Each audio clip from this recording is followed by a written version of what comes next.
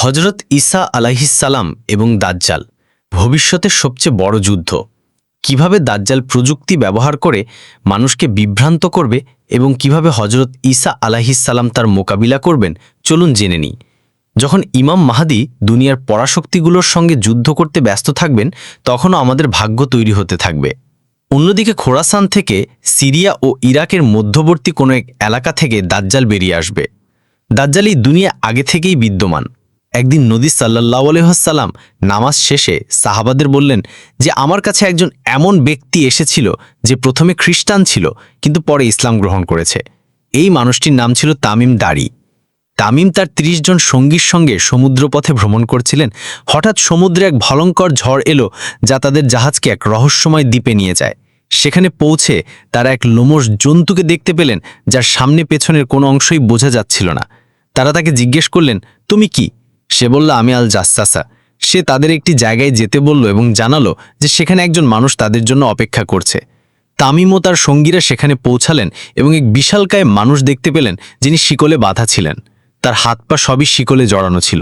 তিনি তামিম ও তার সঙ্গীদের বললেন, আমাকে বাইসানের খেজুর গাছের কথা বলো। তারা বললেন, সেগুলো ফলে ভরা আছে। তখন সে বলল, খুব শীঘ্রই সেগুলো ফল দেওয়া বন্ধ করে দেবে। তারপর সে বলল, আমাকে গালিলির সমুদ্রের কথা বলো। তারা বলল, তাতে অনেক পানি আছে। তখন সে বলল, খুব শীঘ্রই সেটাও শুকিয়ে যাবে। এরপর সে বলল, আমাকে জোগাড়ের ঝর্ণার কথা বলো। তারা বলল, সেটি তো পানিতে ভরা আছে। তখন সে বলল, খুব শীঘ্রই সেটাও শুকিয়ে যাবে। তারপর সে বলল, আমাকে সেই নবীর কথা বলো, তিনি কি করেছেন? তারা তাকে জানালো যে তিনি মক্কা থেকে এসে মদিনায় চলে গেছেন। তিনি জিজ্ঞেস করলেন, আরবরা কি তার সাথে যুদ্ধ করেছে? তারা বলল, হ্যাঁ, কিন্তু যদি তারা তাকে অনুসরণ করত তবে তা তাদের জন্য ভালো হতো। এরপর সেই লোকটি নিজের নাম বলল এবং জানালো, আমি হলাম মসি এবং খুব শীঘ্রই আমি বেরিয়ে আসব। আমি ৪০ দিনের মধ্যে পুরো পৃথিবী ভ্রমণ করব, মক্কা এবং মদিনা ছাড়া। সেখানে যাওয়ার অনুমতি আমাকে দেওয়া হবে না। এরপরে নবী সাল্লাল্লাহু আলাইহি সাল্লাম সাহাবাদের বললেন যে সে ছিল দাজ্জাল, অর্থাৎ দাজ্জাল আগে থেকেই এই পৃথিবীতে বিদ্যমান, কেবল তার প্রকাশ বাকি আছে। কিন্তু সবথেকে মজার বিষয় হলো, যখন দাজ্জাল তাদের জিজ্ঞেস করেছিল বাইসানের খেজুর গাছগুলো কেমন, তারা বলেছিল সেগুলো ফলে ভরা আছে। তখন দাজ্জাল বলেছিল খুব শীঘ্রই সেগুলো ফল দেওয়া বন্ধ করে দেবে। বাইসান হল বর্তমানে ফিলিস্তিনের উত্তরে অবস্থিত একটি ঐতিহাসিক শহর, যাকে আজ বেত শিয়ান বলা হয়। আশ্চর্যের বিষয় হল, আজ সেখানে জনসংখ্যা বৃদ্ধি এবং পানির অভাবের কারণে কৃষিকাজ কমে যাচ্ছে, বিশেষ করে খেজুর গাছ, যা প্রায় শেষ হয়ে গেছে। একইভাবে দাজ্জাল বলেছিল যে গালিলির সমুদ্র শুকিয়ে যাবে। এই সমুদ্রটি আজ ইসরায়েল ও ফিলিস্তিনের জন্য মিষ্টি পানির এক বড় উৎস, যাকে লেক টাইবেরিয়াসও বলা হয়। কিন্তু গত ৫০ বছরে এর পানির স্তর বিপজ্জনকভাবে নিচে নেমে যাচ্ছে। ইসরায়েলের সরকার অনেকবার সতর্ক করেছে যে জলবায়ু পরিবর্তন এবং অতিরিক্ত ব্যবহারের কারণে এটি শুকিয়ে যেতে পারে। একইভাবে দাজ্জাল বলেছিল যে জুগারে ঝর্ণা ও শুকিয়ে যাবে, যা বর্তমানে জর্ডানের ডেড সির কাছে অবস্থিত। এই অঞ্চলের ঝর্ণার ব্যবস্থা জলবায়ু পরিবর্তন ও অব্যবস্থাপনার কারণে দুর্বল হচ্ছে এবং জর্ডানের উপত্যকার অনেক ঝর্ণা ইতোমধ্যেই শুকিয়ে গেছে বা দুর্বল হয়ে পড়েছে। সুতরাং দাজ্জালের আগমন খুব কাছেই, এবং এই কথাটি ইহুদিরাও বলে, যারা তাকে তাদের মসিহ মনে করে। এই ভিডিওটি দেখুন। এই মানুষটিকে আপনি দেখতে পাচ্ছেন, ইনি হলেন রেবাই। ইনি ইহুদিদের একজন অনেক বড় পণ্ডিত এবং কোনো সাধারণ মানুষ নন। আমেরিকার প্রেসিডেন্ট ডোনাল্ড রিগানের সাথে তার খুব ভালো সম্পর্ক ছিল। এই রেবাই এখানে নেতানিয়াহুর সাথে কথা বলছেন এবং তাকে বলছেন যে মসিহ এখনও আসেনি, তার আগমনের জন্য প্রস্তুতি নাও। এই রেবাই আজকের ইসরায়েলের প্রেসিডেন্ট নেতানিয়াহুকে এই সব কথা বলছেন। আর এই কারণেই নেতানিয়াহু ফিলিস্তিনে এই গণহত্যা চালাচ্ছে এবং গ্রেটার ইসরায়েল বানানোর পেছনে লেগে আছে। The whole Middle East change. আপনি এটা জেনে অবাক হবেন যে এই নেতানিয়াহুই সেই মানুষ যে দাজ্জালের আসার রাস্তা তৈরি করবে। আর এই কথা ইহুদিদের অনেক বড় পণ্ডিতরা বিশ্বাস করে, যেমন এই ডরবার লিভ, যিনি একজন ইহুদি বাইবেল গবেষক। তিনি মনে করেন যে নেতানিয়াহু সম্পর্ক জাকারিয়াতে লেখা হাউস অফ নাথানের সঙ্গে আছে। সে হবে দাজ্জালের আগে আসা নেতা। ইহুদিরা তাকে বাইবেলে লেখা নাতান এবং স্বামীর সঙ্গে যুক্ত করে। একইভাবে এই ইহুদি রেবাই নেতানিয়াহুকে নিজে বলেছেন যে সেই ইসরায়েলের সেই নেতা যে তাদের মসিহ অর্থাৎ দাজ্জালকে তার লাঠি দেবে। একইভাবে ইহুদিদের আরেক রেবাই লেবেসুদ্রিও নেতানিয়াহুকে কিং শোলের ছেলে জোনাতানের সাথে তুলনা করেন, যে তাদের মসিহের পথ সহজ করবে। তাদের এবং অন্যান্য অনেক রেবাইয়ের মতে দাজ্জালের আসার আগে সে হবে ইসরায়েলের শেষ প্রধানমন্ত্রী। আর এই সব কিছু আপনি এই ভিডিওতে স্পষ্টভাবে দেখতে পারেন যে কিভাবে তাদের রেবাই তাকে পরিষ্কারভাবে বলছে, মসিহের আসার আগে প্রস্তুতি নাও। আর আজ আপনি নিজেই দেখতে পাচ্ছেন যে কিভাবে নেতানিয়াহু দাজ্জালের আগমনের জন্য প্রস্তুতি নিচ্ছে। এই ইহুদিরা দাজ্জালি সিস্টেম নিয়ে আসছে, যা হলো নিউ ওয়ার্ল্ড অর্ডার। আর নিউ ওয়ার্ল্ড অর্ডার মিন্স অর্থাৎ পুরো পৃথিবীতে একটিই সরকার হবে, ডাইভার্স নেশনস আর ইউনাইটেড, একটি মুদ্রা হবে, we have global stability and transparency markets, এবং একটি ধর্ম হবে, যা আজ হতে দেখা যাচ্ছে। যেমন বর্তমানে আমেরিকা পুরো পৃথিবীকে নিয়ন্ত্রণ করার চেষ্টা করছে। We are America, second two naan, and we won the finish line. মধ্যপ্রাচ্যে আমেরিকা নিয়ন্ত্রণ ইতোমধ্যেই রয়েছে, ইরান ছাড়া। ইউরোপ পুরোটা আমেরিকার সাথে আছে, যা আপনি আজ জাতিসংঘের আকারে দেখতে পারেন, যেখানে অনেক বড় দেশ একটি সংস্থার অধীনে আছে। এবং আন্তর্জাতিক মুদ্রা তহবিল IMFকে তো আমেরিকাই সবথেকে বেশি নিয়ন্ত্রণ করে, অর্থাৎ পুরো পৃথিবীতে একটিই সরকার হবে, যা আজ বেশিরভাগ ক্ষেত্রেই আমেরিকার। The 21st century is going to B the American century. একইভাবে পুরো পৃথিবীতে একটিই মুদ্রা হবে, যা আজকের দিনে ডলার, এবং প্রত্যেকটি দেশের জন্য আজ এটি একরকম বাধ্যবাধকতা যে তাকে ডলারেই বাণিজ্য করতে হবে। বড় বড় দেশ যেমন রাশিয়া এবং চীনও ডলারের মুখাপেক্ষী, আর এই ডলারকেও আমেরিকাই নিয়ন্ত্রণ করে। যদি আমেরিকা কোনো দেশের উপর নিষেধাজ্ঞা আরোপ করে, তবে এক ধাক্কায় সেই দেশের কোমর ভেঙে যাবে। Billion delivered. এই কারণে আমেরিকার বিরুদ্ধে কেউ দাঁড়ায় না। এছাড়াও ক্যাশ বন্ধ করে ডিজিটাল মুদ্রা চালু করা হচ্ছে, এবং ক্রিপ্টোকারেন্সি যেমন বিটকয়েনকে আজ পুরো পৃথিবীর সরকারগুলো গ্রহণ করছে। I become a fan of crypto. পুরো পৃথিবীতে ডিজিটাল আইডি এবং নজরদারি ব্যবস্থা, সার্ভেলেন্স সিস্টেম আনা হচ্ছে, যেখানে প্রতিটি মানুষের তথ্য সরকারের কাছে আছে। বায়োমেট্রিক্স, আইডি কার্ড, এই সবের মাধ্যমে সরকার প্রতিটি মানুষের সম্পর্কে জানে। তো এই দাজ্জালি ব্যবস্থা আজ পুরো পৃথিবীতে দ্রুত গতিতে বাড়ছে। এই সব কিছুর পর একদিন দাজ্জাল খোরাসান থেকে বেরোবে, এবং এই অঞ্চলগুলোতে তার ফিতনা ছড়ানো শুরু করবে। সে মৃতদের জীবিত করে মানুষকে দেখাবে, এবং মানুষ তাকে ঈশ্বর মানতে শুরু করবে। যে বছর দাজ্জাল আসবে সেই বছর বৃষ্টি খুব কম হবে, এবং পুরো পৃথিবীতে খরা হবে, ফসল ফলবে না, এবং খাবারের অনেক অভাব হবে। মানুষ ক্ষুধায় মারা যেতে থাকবে। সে যখন চাইবে বৃষ্টি নামাবে, এবং মাটিকে বললে মাটি তার জন্য সবজি ফলাবে, অর্থাৎ সে প্রকৃতিকে নিয়ন্ত্রণ করবে। আর এই সব কিছু সে এক প্রযুক্তি ব্যবহার করে করবে, যাকে আজ আমরা ক্লাউড সিডিং বলি। ক্লাউড সিডিং এই প্রযুক্তিটি আজ অনেক দেশ ব্যবহার করছে, যেমন দুবাই, সৌদি আরব, চীন এবং আমেরিকা। এই প্রযুক্তি ব্যবহার করে এমন জায়গাও বৃষ্টি নামানো সম্ভব যেখানে ফসল হয় না। এই কারণেই আরব দেশগুলো এই প্রযুক্তির উপর প্রচুর বিনিয়োগ করছে, কারণ সেখানে বৃষ্টি খুব কম হয়। এতে প্লেনের মাধ্যমে মেঘে কিছু কণা ছড়ানো হয়, যার ফলে বৃষ্টি হয়। পাকিস্তানও ক্লাউড সিডিং ব্যবহার করে বৃষ্টি নামিয়েছিল। आज अल्हम्दुलिल्लाह पाकिस्तान का पहला कृत्रिम बारिश हो गई। আর একইভাবে দাজ্জালও সম্ভবত এই প্রযুক্তি ব্যবহার করে আবহাওয়াকে নিয়ন্ত্রণ করবে। একইভাবে দাজ্জাল মৃতদের জীবিত করবে। ইমাম জাফর সাদিক আলাইহিসসালাম বলেছেন যে দাজ্জাল একজন মানুষকে বলবে যে যদি আমি তোমার বাবা মাকে জীবিত করে দিই, তাহলে কি তুমি আমাকে ঈশ্বর মানবে? সেই মানুষটি বলবে হ্যাঁ। এরপরে দুটি শয়তান তার বাবা মায়ের রূপ ধরে আসবে এবং তাকে বলবে এই তোমার ঈশ্বর, একে অনুসরণ করো। তো এই সবসে সম্ভবত আর্টিফিশিয়াল ইন্টেলিজেন্স ব্যবহার করে করবে। যেভাবে আজ এআই ব্যবহার করে আপনি যে কোনো মানুষের মুখ অবিকল তৈরি করতে পারেন এবং এমনকি তার কণ্ঠস্বর ক্লোন করতে পারেন।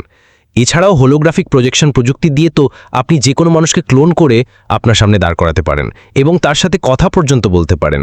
আজ এআই গ্লাসের মাধ্যমে এই জিনিসটি আপনার সামনে ঘটছে। নেক্সট জেনারেশন অফ রে ব্যান্ড স্মার্ট গ্লাসেস। একইভাবে রোবোটিক প্রযুক্তিও অনেক উন্নত হচ্ছে, যার ফলে ভবিষ্যতে অনেক বাস্তবসম্মত রোবটও তৈরি করা যেতে পারে। কিন্তু সবথেকে দারুণ প্রযুক্তি হল নিউরালিঙ্ক। এই কোম্পানি এমন চিপস তৈরি করছে যা মানুষের মস্তিষ্কে লাগিয়ে তাদের মস্তিষ্কের ক্ষমতা বাড়ানো সম্ভব। এখন যদি কোনো মানুষের মস্তিষ্কে এমন চিপস লাগিয়ে দেওয়া যায় যা দিয়ে তাকে যে কোনো ধরনের বিভ্রম দেখানো যায়, তাহলে তাকে এটাও দেখানো যেতে পারে যে তার সামনে তার বাবা মা জীবিত হয়ে উঠছে। এবং মজার বিষয় হলো নিউরালিঙ্ক এটি মানুষের উপর সফলভাবে পরীক্ষা করে দেখেছে এবং এখন তারা এটি আরও মানুষের উপর পরীক্ষা করতে চলেছে। দাজ্জালও এই প্রযুক্তিগুলোর মধ্যে যে কোনো একটি ব্যবহার করে বিভ্রম তৈরি করবে। তার সাথে 70,000 ইহুদি থাকবে এবং তার অনুসারীদের মধ্যে বেশিরভাগই নারী এবং দরিদ্র মানুষ থাকবে, যাদের জ্ঞান বেশি থাকবে না। এমনকি অনেক মুসলমানও তাকে নিজেদের ঈশ্বর মনে করবে, যারা দাজ্জালের সম্পর্কে জানবে কিন্তু তবুও এই ফিতনায় পড়ে যাবে। নবী সাল্লাল্লাহু আলাইহি ওয়াসাল্লাম বলেছিলেন যে আদম আলাইহিস সালাম থেকে দাজ্জাল পর্যন্ত এর থেকে বড় ফিতনা কখনো আসেনি এবং এমন কোনো নবী আসেননি যিনি তার জাতিকে দাজ্জাল সম্পর্কে সতর্ক করেননি। এটি এত বড় ফিতনা হবে যে নবী সাল্লাল্লাহু আলাইহি ওয়াসাল্লামও তার নামাজে দাজ্জালের ফিতনা থেকে আল্লাহর আশ্রয় চাইতেন। এই কারণে নবী সাল্লাল্লাহু আলাইহি ওয়াসাল্লাম বলেছিলেন যে যে দাজ্জালের সম্পর্কে শুনবে সে যেন তার থেকে দূরে থাকে, কারণ যদি কোনো মানুষ নিজেকে মুমিন মনে করেও তার মোকাবিলা করতে আসে তবুও সে তার সাথে মিশে যাবে। এটি এত বড় ফিতনা হবে কারণ তার কাছেও তার নিজস্ব জান্নাত এবং জাহান্নাম থাকবে। তার জাহান্নাম বাস্তবে জান্নাত হবে এবং তার জান্নাত বাস্তবে জাহান্নাম হবে। অর্থাৎ এটি একটি বিভ্রম হবে যা সে হোলোগ্রাফিক প্রজেকশন এবং এআই প্রযুক্তি ব্যবহার করে দেখাবে।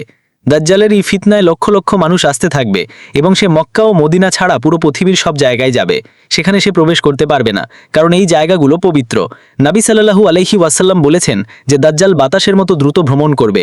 সে একটি সাদা গাধার পিঠে চড়বে যার 2 কানের মধ্যে 40 হাত দূরত্ব থাকবে, যা অবশ্যই একটি প্লেন হবে যা অবিশ্বাস্যভাবে দ্রুত গতির হবে। আর আপনি এটাও জানেন যে আজ পৃথিবীর 99% প্লেন সাদা রঙের হয়, তো সেই গাধাটি আসলে একটি প্লেনই হবে যার উপর চড়ে দাজ্জাল ভ্রমণ করবে। তার একটি চোখ কানা হবে এবং তার কপালে কাফির লেখা থাকবে। দাজ্জাল পুরো পৃথিবীতে ফিতনা ছড়াতে থাকবে। আর অন্যদিকে ইমাম মাহাদি কনস্ট্যান্টিনোপল জয় করার পর পৃথিবীর সবথেকে শক্তিশালী মানুষ হয়ে উঠবেন। আজ আমরা এই পৃথিবীকে মিথ্যা ও জালিম ঈশ্বর থেকে মুক্তি দেব। তখনই তিনি খবর পাবেন যে দাজ্জাল মুসলমানদের ঘরবাড়ি দখল করে নিয়েছে। তখন ইমাম মাহাদি তার সৈন্যবাহিনী নিয়ে পূর্ণ গতিতে সিরিয়ার দিকে যাবেন। কিন্তু যখন তিনি সেখানে পৌঁছাবেন তখন দাজ্জাল সিরিয়া দখল করে নেবে। তখন ইমাম মাহাদির সামনে দাজ্জালের মতো শক্তি থাকবে, যার সাথে যুদ্ধ করা তার জন্য অনেক কঠিন হবে। তখন আল্লাহ এমন একজন ব্যক্তিকে এই পৃথিবীতে পাঠাবেন যিনি দাজ্জালের মোকাবিলা করবেন, যাকে আল্লাহ কোরআনে নিজের রূহ বলেছেন। হজরত ঈসা আলাইহিসসালাম দামেস্কের পূর্ব দিকে সাদা মিনারের একটি মসজিদের উপর 2টি ফেরেস্তার ডানায় হাত রেখে নেমে আসবেন। তিনি জাফরান দিয়ে রাঙানো 2টি কাপড় পরে থাকবেন। তার মাথা থেকেই পানির ফোঁটা পড়তে থাকবে। যে মসজিদে হজরত ঈসা আলাইহিসসালাম নামবেন সেই মসজিদে ইমাম মাহাদি তার সৈন্যবাহিনীর সাথে নামাজে প্রস্তুতি নিচ্ছেন। হজরত ঈসা আলাইহিসসালাম মসজিদে প্রবেশ করলে ইমাম মাহাদি তাকে জামাত করানোর জন্য এগিয়ে দেবেন। তখন হজরত ঈসা আলাইহিসসালাম বলবেন, এই কামাত তোমার জন্য হয়েছে, তুমি এই উম্মার নেতা। তখন ইমাম মাহাদি জামাত করাবেন। নামাজের পর ইমাম মাহাদির নেতৃত্ব হজরত ঈসা আলাইহিসসালামের হাতে তুলে দেবেন। এরপর হজরত ঈসা আলাইহিসসালাম সৈন্যবাহিনী প্রস্তুত করবেন, কারণ দাজ্জালের সাথেও অনেক বড় সৈন্যবাহিনী থাকবে। তার সাথে থাকবে পৃথিবীর সরকারগুলো, প্রযুক্তি, সবকিছু। হজরত ঈসা আলাইহিসসালাম মুসলমানদের দিক নির্দেশনা দেবেন। তাকে দেখে মুসলমানদের সাহস আরও বেড়ে যাবে, কারণ এখন তাদের মধ্যে একজন নবী উপস্থিত থাকবেন এবং সম্ভবত হজরত ঈসা আলাইহিসসালামের কিছু আধ্যাত্মিক ক্ষমতাও থাকবে। এই কারণেই যখন দাজ্জাল জানতে পারবে যে হজরত ঈসা আলাইহিসসালাম এই পৃথিবীতে চলে এসেছেন, তখন সে পালানোর চেষ্টা করবে। নবী সাল্লাল্লাহু আলাইহি ওয়াসাল্লাম বলেছেন, হজরত ঈসা আলাইহিসসালামকে দেখা মাত্রই সে লবণের মতো গলে যাবে এবং সে মাকাম আল-লুর্দে পৌঁছাবে এবং পালানোর চেষ্টা করবে। মাকাম আল-লুর্দ যেখানে আজ ইসরায়েলের বেন গুরিয়ন বিমানবন্দর রয়েছে, অর্থাৎ সে কোনো প্লেনে করে পালানোর চেষ্টা করবে। কিন্তু হজরত ঈসা আলাইহিসসালাম সেখানেই তাকে বর্ষা দিয়ে হত্যা করে দেবেন, যার পরে তার রক্ত বইবে এবং এটি প্রমাণিত হয়ে যাবে যে সে কোনো ঈশ্বর ছিল না, বরং একজন প্রতারক মানুষ ছিল। তার সমস্ত হাইটেক বিভ্রম শেষ হয়ে যাবে। দাজ্জালের মৃত্যুর পর তার সেনাবাহিনীও ভেঙে পড়বে। অনেক মানুষ তাকে ছেড়ে আবার ইসলাম গ্রহণ করবে, কেউ কেউ পালিয়ে যাবে এবং কিছু মানুষ যারা দাজ্জালের অনুসারী ছিল তারা অসুস্থ হয়ে মারা যাবে। হজরত ঈসা আলাইহিসসালাম এবং ইমাম মাহাদিও মানুষকে আবারও দিনের দাওয়াত দেবেন। পুরো দাজ্জালি ব্যবস্থা শেষ হয়ে যাবে। হজরত ঈসা আলাইহিসসালাম সেই সময়ে পৃথিবীর সবথেকে বড় নেতা হয়ে উঠবেন। তিনি নবী সাল্লাল্লাহু আলাইহি ওয়াসাল্লামের শরিয়াতের অনুযায়ী শাসন করবেন। নবী সাল্লাল্লাহু আলাইহি ওয়াসাল্লাম বলেছেন, হজরত ঈসা আলাইহিসসালাম এই পৃথিবীতে এমনভাবে ন্যায় বিচার প্রতিষ্ঠা করবেন যেভাবে আগে এই পৃথিবী অবিচারে ভরা ছিল। এরপর মানুষ আর তুচ্ছ করবে না। পৃথিবীর বিভিন্ন দেশ ও ধর্মের মধ্যে ঘৃণা শেষ হয়ে যাবে, কারণ হজরত ঈসা আলাইহিসসালাম খ্রিস্টান ধর্মকেও শেষ করে দেবেন এবং তখন শুধু ইসলামই পুরো পৃথিবীতে থাকবে, যার উল্লেখ আমরা কোরআনেও পাই। ইহুদি এবং নাসারা হজরত ঈসা আলাইহিসসালামকে গ্রহণ করবে এবং তাকে অনুসরণ করবে। হজরত ঈসা আলাইহিসসালাম শুকর, মদ এবং অন্যান্য জিনিসগুলোকে হারাম করে দেবেন যেগুলোকে মানুষ হালাল মনে করত। এই সময় হজরত ঈসা আলাইহিসসালামের কাছে পুরো পৃথিবীর সম্পদ থাকবে, যা তিনি সমস্ত মানুষের মধ্যে বিতরণ করে দেবেন। জাকাত নেওয়ার মতো কেউ থাকবে না। দারিদ্র্য শেষ হয়ে যাবে। মাটি আবারও ফসল ফলাতে শুরু করবে। নবীজি বলেছেন, নেকড়ে ছাগলের সাথে থাকবে এবং শিশুরা সাপের সাথে খেলবে, কিন্তু তারা তাদের কোনো ক্ষতি করবে না। সর্বত্র সুখ সমৃদ্ধি থাকবে। ইমাম মাহাদিও হজরত ঈসা আলাইহিসসালামের সাথে থাকবেন। তিনি তার আবির্ভাবের পর মাত্র 7 বা 8 বছর এই পৃথিবীতে থাকবেন। কিন্তু হজরত ঈসা আলাইহিস সালামের অবতরণের কিছু সময় পরেই ইমাম মাহাদি ইন্তেকাল করবেন। হজরত ঈসা আলাইহিস সালাম তার জানাজার নামাজ পড়বেন এবং তাকে মদিনায় দাফন করবেন। ইমাম মাহাদির ইন্তেকালের পর হজরত ঈসা আলাইহিস সালাম উমরা এবং হজ উভয়ই করবেন। এই সব কিছু ঠিকঠাক চলতেই থাকবে, তখনই আল্লাহ ইয়াজুজ মাজুজকে মুক্ত করে দেবেন। কিন্তু এই সব জানার আগে আমাদের হাজার হাজার বছর আগে পারস্যে ফিরে যেতে হবে, যখন সেখানে একজন নেক বাদশাহের শাসন ছিল যার নাম ছিল জুলকরনাইন, যার কাছে অনেক জ্ঞান ছিল এবং যিনি ন্যায়পরায়ণতার সাথে শাসন করতেন। এই বাদশাহকে কেউ কেউ সাইরাস দ্য গ্রেট মনে করেন। জুলকরনাইন বিভিন্ন গোত্র ও জাতিকে নিজের অধীনে একত্রিত করতে শুরু করেন এবং এই মিশনের জন্য তিনি পুরো পৃথিবী ভ্রমণ করতে লাগলেন। তিনি পশ্চিম এবং পূর্বেও গেলেন। এভাবে ভ্রমণ করতে করতে তিনি এমন এক উপত্যকায় পৌঁছালেন যা 2টি পাহাড় দ্বারা ঘেরা ছিল। সেখানে জুলকারনাইন কিছু মানুষকে পেলেন যারা একটি ভিন্ন ভাষায় কথা বলতো। তারা জুলকারনাইনকে বলল যে আমরা ইয়াজুজ মাজুজ দ্বারা খুব বিরক্ত, তারা পুরো পৃথিবীতে বিশৃঙ্খলা ছড়াচ্ছে। আপনি কি আমাদের এবং তাদের মাঝে একটি দেওয়াল তৈরি করে দিতে পারেন? এর বিনিময়ে আমরা আপনাকে কিছু টাকাও দিতে রাজি আছি। তখন জুলকারনাইন বললেন যে আমার রব আমাকে যা দিয়েছেন তাই টাকার চেয়ে অনেক ভালো, আমার শুধু তোমাদের সাহায্য প্রয়োজন। এরপরে জুলকারনাইন তাদের সাহায্যে লোহা গলিয়ে দেওয়াল বানানো শুরু করলেন এবং সেই 2টি পাহাড়ের মাঝে একটি বিশাল লোহার দেওয়াল তৈরি করলেন। এর ফলে ইয়াজুজ মাজুজ সেই দেওয়ালের ওপারে বন্দী হয়ে গেল। দেওয়াল তৈরি করার পর জুলকারনাইন মানুষকে বললেন যে একদিন আমার রবের ওয়াদা পূর্ণ হবে এবং এই দেওয়াল ভেঙে যাবে। এরপরে জুলকারনাইন ফিরে গেলেন এবং কিয়ামত পর্যন্ত সেই দেওয়াল মুসলমানদের গলার ওপর তলোয়ারের মতো ঝুলে আছে। কিন্তু ইমাম মাহাদির ইন্তেকালের পর এই দেওয়াল ভেঙে যাবে।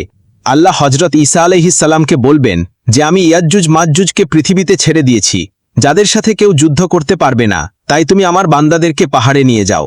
তখন হজরত ঈসা আলাইহিস সালাম তার সঙ্গীদের নিয়ে কোহেতুর পাহাড়ে চলে যাবেন, সেই পাহাড় যেখানে হজরত মুসা আলাইহিস সালাম আল্লাহর সাথে কথা বলেছিলেন। ইয়াজুজ মাজুজ পুরো পৃথিবীতে ধ্বংসযজ্ঞ চালাবে, তারা পানি, ফসল এবং এমনকি পশু পর্যন্ত খেয়ে ফেলবে। তারা কোনো সমুদ্রের পাশ দিয়ে গেলেই পরের মুহূর্তেই সমুদ্র শুকিয়ে যাবে। ইয়াজুজ মাজুজ পৃথিবীকে ধ্বংস দিয়ে ভরে দেবে। অন্যদিকে হজরত ঈসা আলাইহিস সালাম তার সঙ্গীদের নিয়ে পাহাড়ে অবস্থান করবেন, সেখানে তাদের ক্ষুধা এবং তৃষ্ণার সম্মুখীন হতে হবে। তখন হজরত ঈসা আলাইহিস সালাম তার সঙ্গীদের সাথে আল্লাহর কাছে দোয়া করবেন এবং আল্লাহ তাদের এই দোয়া কবুল করে নেবেন। এরপরে আল্লাহ ইয়াজুজ মাজুজের ঘাড়ে এমন একটি পোকা তৈরি করবেন যা তাদের ঘাড়ে গর্ত করে দেবে। এতে এক রাতের মধ্যে তাদের মৃত্যু হয়ে যাবে এবং পুরো পৃথিবী তাদের লাশে ভরে যাবে। এরপরে হজরত ঈসা আলাইহিস সালাম আবারও আল্লাহর কাছে দোয়া করবেন। তখন আল্লাহ লম্বা ঘাড়ের পাখি পাঠাবেন যারা তাদের লাশগুলো তুলে অনেক দূরে নিয়ে যাবে, যার ফলে পুরো পৃথিবী পরিষ্কার হয়ে যাবে। এরপরে মানবতার একটি নতুন যুগ শুরু হবে। হজরত ঈসা আলাইহিস সালাম বিবাহ করবেন এবং তার সন্তানও হবে। এরপরে তার ইন্তেকাল হবে এবং তাকে নবীজির ঠিক পাশে মদিনায় দাফন করা হবে।